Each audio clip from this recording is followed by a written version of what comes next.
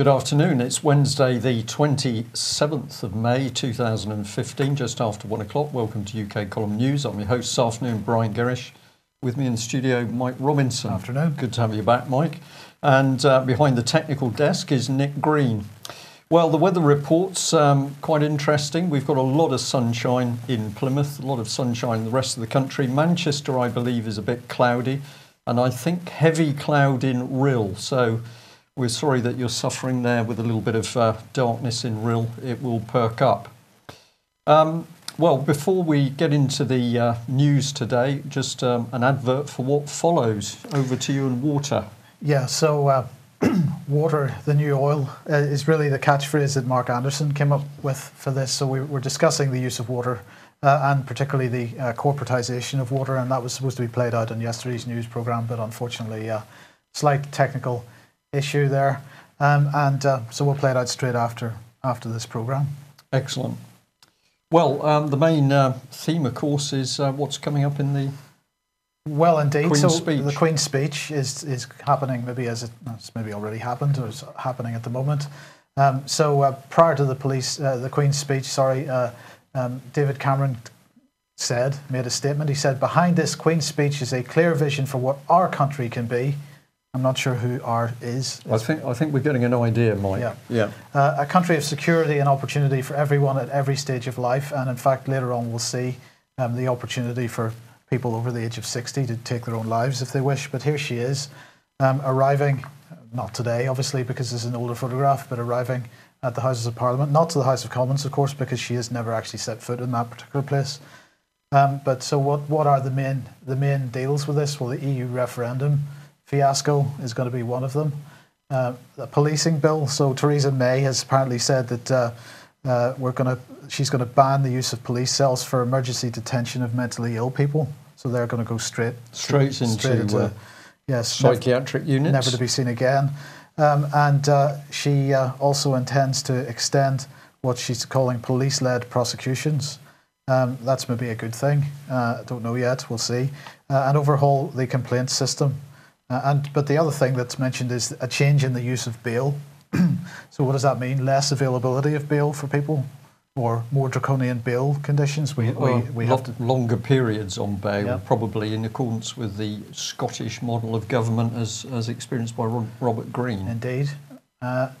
Further Scottish devolution, of course. English MPs to have more say, allegedly, over measures that only affect England. This, of course, is the breakup of the Union. And that's how he's keeping the country together, let's not forget. A new counter-extremism bill aimed at tackling radicalisation. Now, of course, this is being sort of, on the surface at least, being described with regard to Islamic radicalisation, but in fact the scope of it is not simply Islamic, it's all kinds of radicalisation, with particular focus on domestic extremism, non-violent domestic extremism. Which would be us, Mike. Yes, indeed. It's really an attack on free speech. And a schools bill. So what's the schools bill all about? It's going to, quote, deliver better schools with more radical measures to ensure young people leave education with the skills they need. So this is going to be, I'm quite certain, this is going to be more citizenship programs, more leadership programs, this kind of stuff. We don't need to worry how to read or how to count. We need to know how to be leaders, and we need to know, how to be good citizens. That's the key points there, I think. If I can just interject, there was an article I read today, which is some university professor saying that children shouldn't use erasers because they should be quite happy to admit their mistakes. Everybody makes mistakes, so let's teach the children how to make mistakes. Don't fix the mistakes. No. Okay, the next one then is Human Rights Act repeal bill. Now, of course, this is one area where I'm kind of focused because I would be absolutely delighted to see the Human Rights Act repealed. And because, of course, if you repeal the Human Rights Act, you remove the infringement of our common law inalienable rights that are based on the principle that we have unlimited rights except those which are specifically denied by legislation. So replacing the Human Rights Act would be a great thing, in my opinion. We shouldn't be focused on this European legislation, which is based on the principle that we have no rights except for the rights that they give us on a piece of paper. Now, the fact that that there's even a discussion of the repealing of the Human Rights Bill should be setting alarm bells off to those who support the idea of a Human Rights Bill, because if a Human Rights Act happens to say that we have the right not to be attacked by our government, they can just come along and repeal that as they wish. That goes totally against the British Constitution, which is based on the idea of protection, liberty, and inalienable rights. So it's about time we started campaigning for that instead of campaigning for a Human Rights Act. Communication and Data Bill, well, what can we say? It's a return of the Snoopers Charter, and of course they are intending ultimately to make it illegal for people to use encryption, and that's one of the things they intend to do. I'm just going to say to everybody, we should be using encryption at every opportunity. Send your shopping list to each other in an encrypted form. If you want to deal with this problem, use the facilities that are available to you more rather than less, and don't give them the opportunity to actually make this illegal. And what's next on the list? Housing Bill. Right, okay. So Housing Bill, this is more right to buy, the right to buy. In fact, we're hearing that this is going to be extended, aren't we, Brian? In fact, they're going to privatise the housing associations. Yeah, this is definitely in the cards. So the housing association was used as, my opinion, as the soft tool to pull housing away from local authorities, to take away council housing stock into a soft housing association. Now they do the next step, which is to use private sector to take the housing away from the association. So you will have a landlord who will be a ruthless, profit-making landlord. Indeed. And in fact, I believe that they're going to start means testing people to discover whether they can actually afford to be in the private letting. Maximum length of the contract proposed will be of the lease will be 5 years, and they'll means test you, so they want to have a look at your bank statements, etc., to see whether you perhaps have got enough money stashed away to be able to afford rents in the private sector anyway. So this is massive intrusion on people's personal finances. Okay, and finally the NHS bill, which of course we don't need to say anything about because that's simply going to be further privatisation. So that's that. It's all looking good. Queen's speech, looking fantastic. What can we say about it?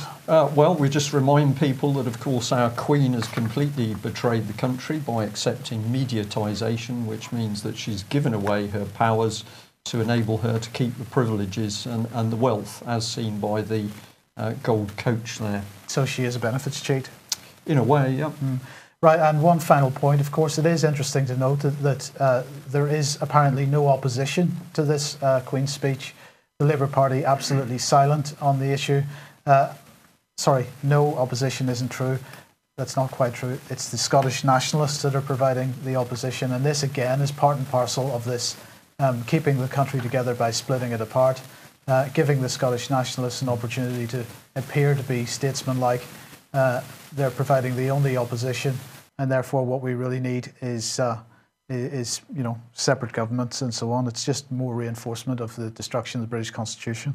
The strengthening hand is the Scottish model of government, which we hope to be talking about later in the week with David Scott.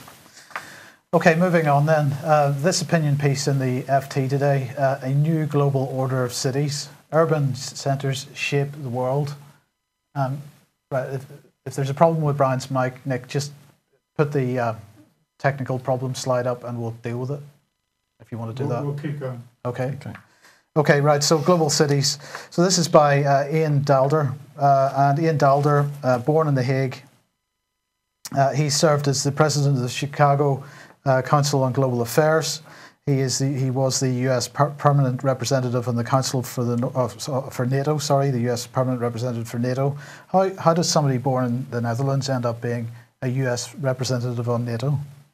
Well, this is globalisation, Mike. We've got these key people drift around between countries. Stephen Kinnock's classic, isn't it? 1 minute he's British, the next minute he's operating in Russia, married to the Danish Prime Minister.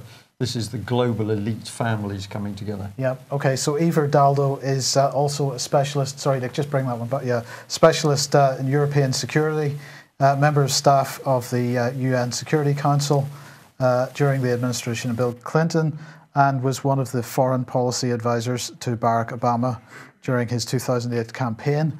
So clearly a globalist and pushing the idea of the new global. So what does he say here? The important characteristics of the 21st century is the rise of cities. The world may obsess over whether a Chinese century is replacing an American one, but the real action is not in nations, but their urban centres. For the first time in human history, more people now live in cities than in rural areas. By 2050, 6.5 billion people, 2/3 of all humanity, will live and work in cities. In 1950, fewer than 1 billion did so. But not all cities are equal. Global cities, leaders in commerce, the arts and education, rise above the rest. They have the scope, ambition and clout to shape not just the world's economy, but also its ideas, its culture, its policies and its future. So there you go. So who is driving this? Well, here's one of the organisations, Local Governments, ICLEI, Local Governments for Sustainability. And of course, it's Common Purpose. So here we go. Global Leader Experience in Montreal. They're exactly talking about this issue. The Common Purpose. This is the Common Purpose, this Agenda 21, put everybody in cities. Of course, it's Common Purpose and all its affiliated leadership programs, such as CSC Leaders. And we highlighted this back in March or April, talking about the fact that CSC Leaders 5-day conference this year being held in the United Kingdom, absolutely focusing on global and in brackets smart cities. Of course, here's two of the people that were speaking at the CSC Leaders event. So, Princess Anna, is that Boris? That is Boris, yes. Right, of course, okay. Boris being sorry. Yeah. He's going to head, of course, isn't he? He's going to sort of head up one of the leading global cities, which is going to be London. Indeed. City region, to be Well, correct. he's only, although only for another few months, because of course he's an MP now. He can't do both jobs, can he? Well, not unless you do as you please. Yeah. Anybody that wants to understand this a bit more, please do get on the UK Column website, look at the Multiple Paths Lead to One World Government article, and in fact one of the other, all of the other One World Government, One World Governance series of articles that Martin Edwards and occasionally I have helped produce these. It's a fantastic series of articles. Do read it, and then you begin to understand what this is all about. Very dangerous people, and the key theme is that they're futurists. They work on the basis that everything in the future will be okay. They don't live now, dealing with the problems now, just deal with transforming the world to get into the future. In the future, everything will be fine. And then, of course, we've got individuals like this gentleman from the Hebrew University of Jerusalem, and he says that in the future the rich will become godlike cyborgs, the wealthy will transform into a new type of human within 200 years. And he's really boasting about this. Most people, he says, are just not happy being ordinary individuals. They want to transform their bodies, they want to become more powerful, and we can do it by creating cyborgs.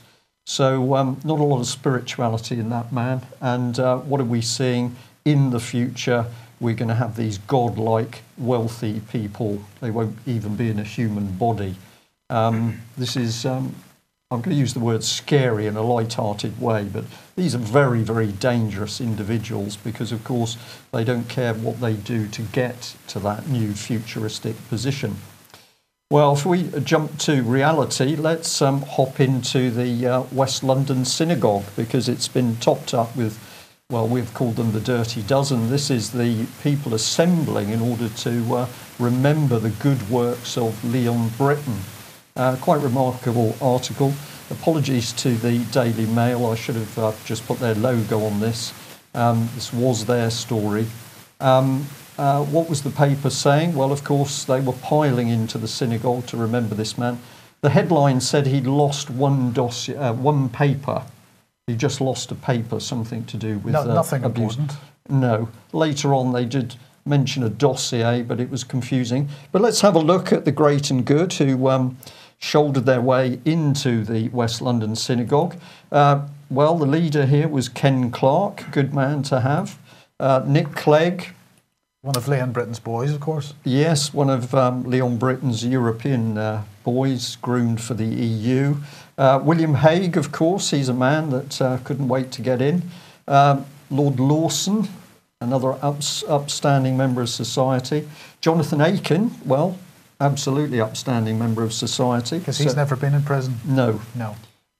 So Malcolm Rifkin, well, of course, we remember him because he was recently sacked from his position of chair of the Defence Intelligence Committee because of dubious dealings with a fictitious Chinese company. You couldn't really make it up, but obviously upstanding moral member of society. Lord Lamont, well, I think the picture says it all. This was an interesting one. Stanley Johnson, who's the dad for Boris Johnson. So he was keen to get his seat on one of the pews. David Mellor, I think he was in the press recently for using foul language to a taxi driver. He was upset, so another good man to get in there. Lord Patton, well, of course, he did all the good works with the BBC. And I mean, he did all he could to expose the Jimmy Savile scandal. Oh, yes. I mean, apparently he was exhausted, the amount of work he did to get the truth about Jimmy Savile out. And this gentleman I found very intriguing. Here we are. We've got Simon Jenkins, and he's the boss of the, and with that the name goes out, of National Trust. National Trust, thank you, Mike. So fascinating. Many people talking about big changes to the National Trust, but while these guys were in the London synagogue, let's remember. Oh, you forgot Douglas Hurd. How dear. could you? Oh dear, he surprised me a bit. He popped out. There he is, number 12, another good man, Douglas Hurd. While these men were rubbing shoulders, of course, where was the child abuse victim, survivor, as Melanie would prefer to be called? Well, Melanie Shaw, of course, has done nothing apart from being born into an abusive family. And whereas this disgusting government put her, they've put her in prison for telling the truth about child abuse. And remember, of course, that's a profit-making prison that can make money out of her suffering. So I just thought, what a tremendous collection of, well, everything: morality, kindness, honesty. There we are. Well, if you approve of that, be sure to pop into the West London synagogue, and you can mix with that sort of people. Well, let's remind ourselves of the truth coming out in the Mirror. All MPs lie. Not our words, but the words of other members of the establishment. And we are pointing out that, of course, once we know that our MPs lie to us, everything's possible. So we shouldn't be surprised that the Telegraph here, picking up on the fact that expenses information and sex scandal information has suddenly been deleted from MPs' Wikipedia pages, they are saying by computers inside Parliament.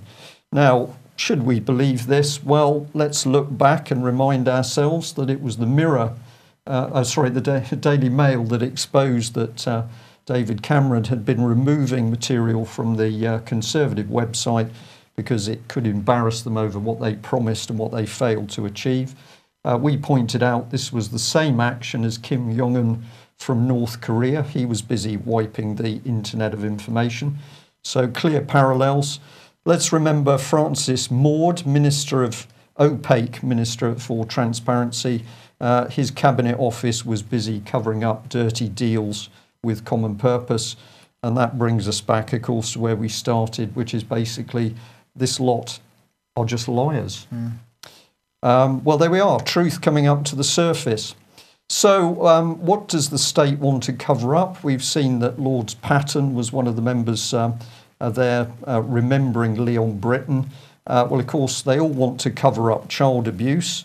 So let's bring you back to BBC Radio 4. This was the gentleman Aranovich, who was busy debunking the myths of satanic child abuse, ritualistic child abuse.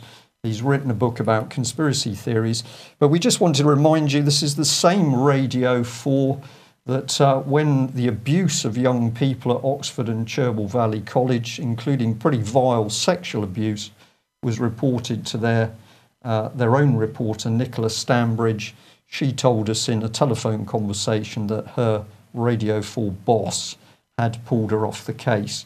So Pretty easy to see, isn't it? And we'll just remind you of the words of this gentleman, ex-Jersey Senator Stuart Sivray. He said it all: governments love child abuse. No other criminal activity gives such control over those who commit it. So there we are. It's becoming more and more clear that the government absolutely desperate to cover up the scale of child abuse. And of course, we are continuing to report the acrimony in the Metropolitan Police, where police officers are threatening other police officers in order to stop people talking about particularly the Hampstead abuse case. Well, where would the government have us go? Well, it's into death cults, and the Telegraph here boldly promoting necromancy to young people. So a quite extraordinary and disgusting article, which is promoting a Ouija board craze, according to the Telegraph, called Charlie Charlie. This is getting young people to delve into the occult. It's necromancy, and as people with a proper spiritual background will say, dangerous, very dangerous stuff. Where's it going to take us, Mike? Well, the other aspect of the death cult, here we are, Lord Falconer and Norman Lamb on the left there, of course, and they've relaunched their campaign for murdering old people. I'm sure they would disagree, but of course that's tantamount to where it's going to end up. A campaign Falconer has been trying to get legislation through for quite a number of years, but failed to get it through in the last Parliament. Now he is Labour's Shadow Justice Secretary, and he said it was completely wrong that a terminally ill person should not be able to choose when they die, I suppose, subject to safeguards, he says. Well, of course, those safeguards may be there on day one, but where will they be 20 years later? That remains to be seen. Now, he was Lord Chancellor under Tony Blair, and he was advocating prescription drugs being made available to people so that they could end their lives, subject, he stressed, to safeguards. So that's good. Under his proposals, 2 doctors have to be in agreement that a patient has 6 months or less to live, and they have to be sure that there's a firm intention to undertake assisted dying. Now, that has to be agreed by 2 doctors. I don't think they had this problem in Germany in the 1930s, but anyway. And of course, he was using this story here to promote this thing. So the mainstream media absolutely falling for the trap in promoting assisted dying. Where's it going to happen first? Scottish model of government, I think, Mike. Scottish model of government. So what's this going to do? What this is going to do is MSPs are going to get the opportunity to vote on this. And let's say, for the sake of argument, it goes through, which I'm sure it is, because I believe it's policy. Of course, we're going to end up in the situation where in Scotland we have this ruling, and in England we don't. There's going to be ramped up in the media once again. How ridiculous it is. In one part of the United Kingdom, the rules are different to somewhere else, and we just need to get on with full devolution, full separation, perhaps. But what is behind it all? Well, let's not be unsure about this. It is always the banks. It always comes back to the banks. The world is drowning in debt, warns Goldman Sachs, but it's aging populations that are causing this debt. Aging populations, okay? So the solution is probably get rid of the old people. Get rid of the old people. This is Goldman Sachs and HSBC getting on this bandwagon, of course. Debt levels, you see, have been caused by there being too many people in the world. So let's get rid of some of them. Yeah, and what better place to go for advice than Goldman Sachs Bank?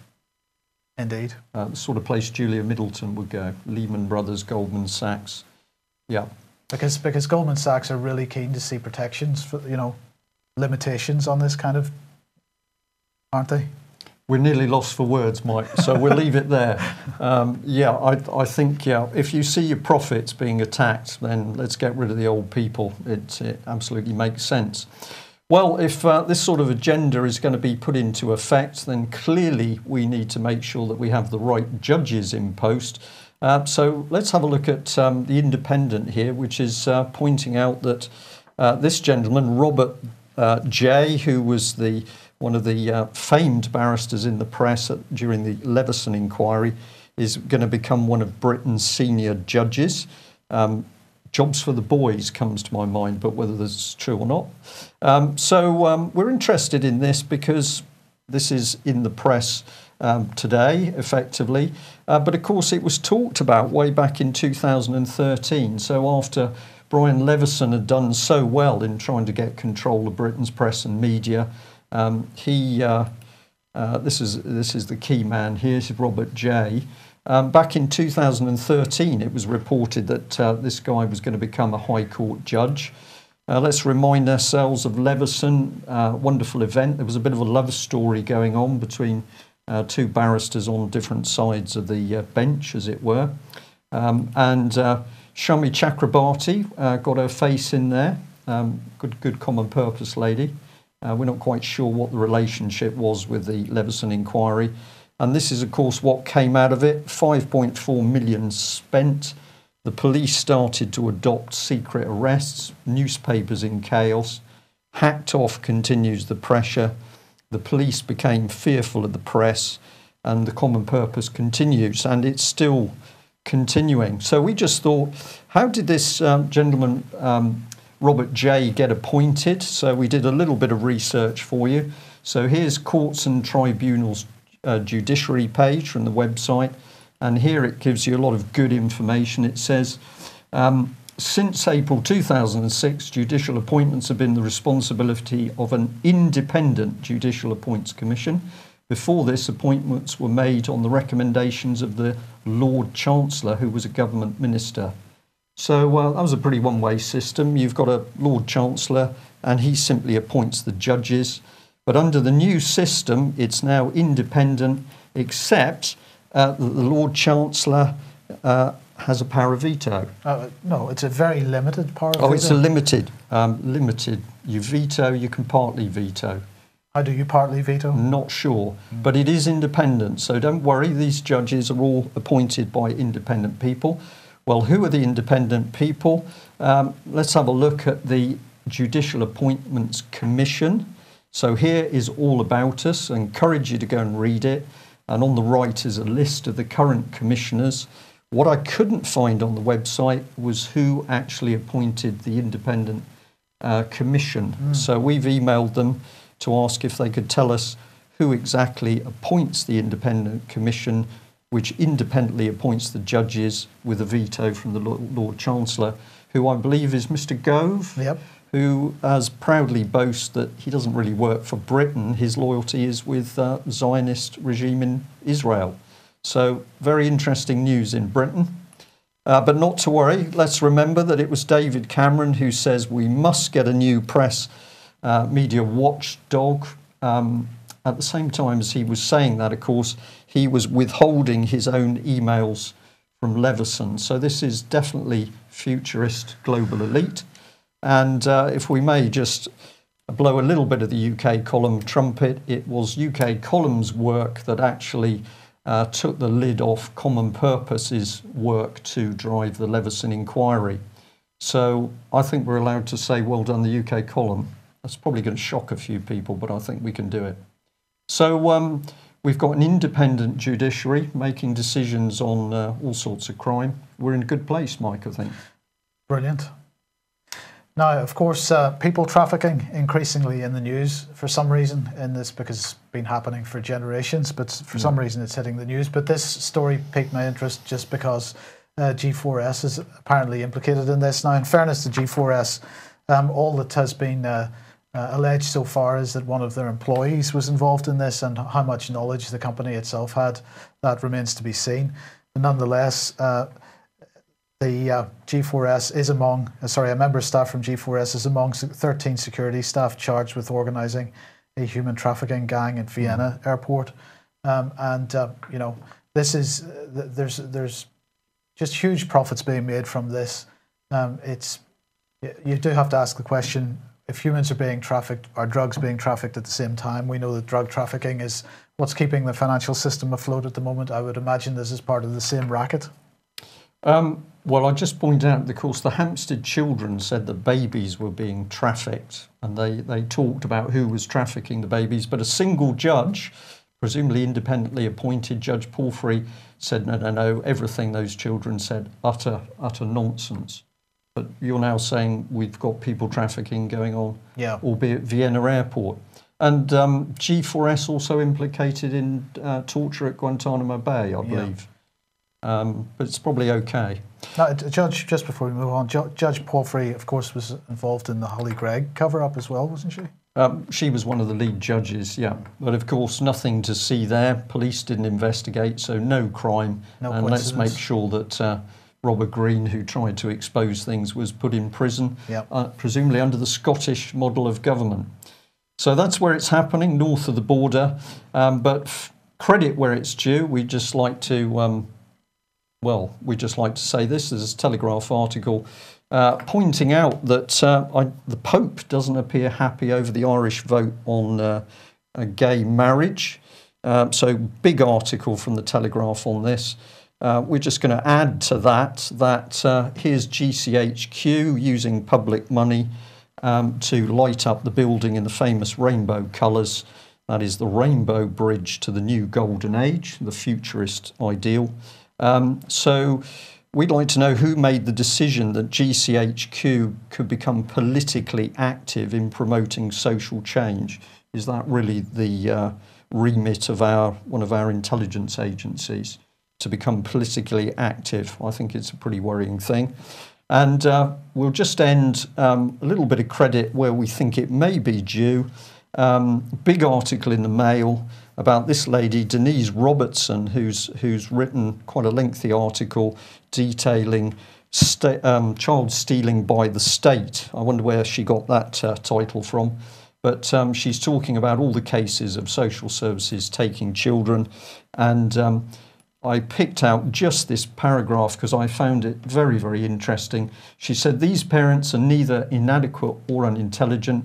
I remember having lunch with a fellow professional who said glibly, but of course things like this wouldn't happen to you and me because we're articulate enough to defend ourselves against injustice."